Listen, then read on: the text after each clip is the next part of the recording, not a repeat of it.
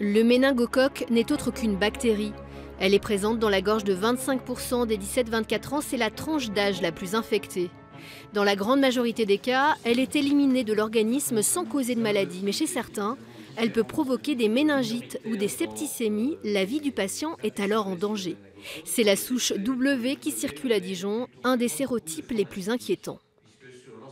Cette bactérie présente deux particularités importantes. D'une part, elle donne beaucoup de formes atypiques, c'est-à-dire des choses qui sont très difficiles à diagnostiquer par le médecin. Et d'autre part, on a un taux de létalité, c'est-à-dire de décès extrêmement important, puisque 1 cas sur 3 décède.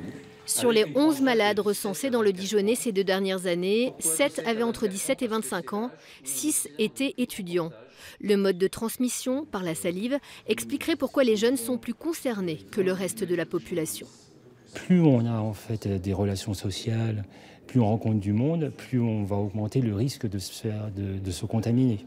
Donc tout à fait normalement, les adolescents, les adultes jeunes, ceux qui ont le plus de contacts sociaux par l'école, le lycée, l'université, les clubs de sport, toutes les activités qu'on fait quand on est jeune.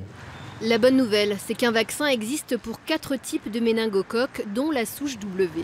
Les médecins généralistes, tout comme les pharmaciens, se préparent à répondre aux questions sur cette bactérie et à la demande.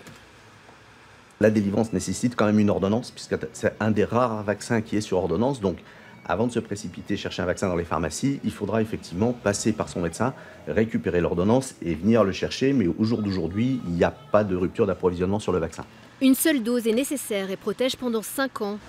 Payant et non remboursé habituellement, le vaccin sera gratuit pour les 17-24 ans des bassins de vie de Dijon et Genlis. Car selon les autorités, c'est encore la meilleure façon de se protéger contre ce germe.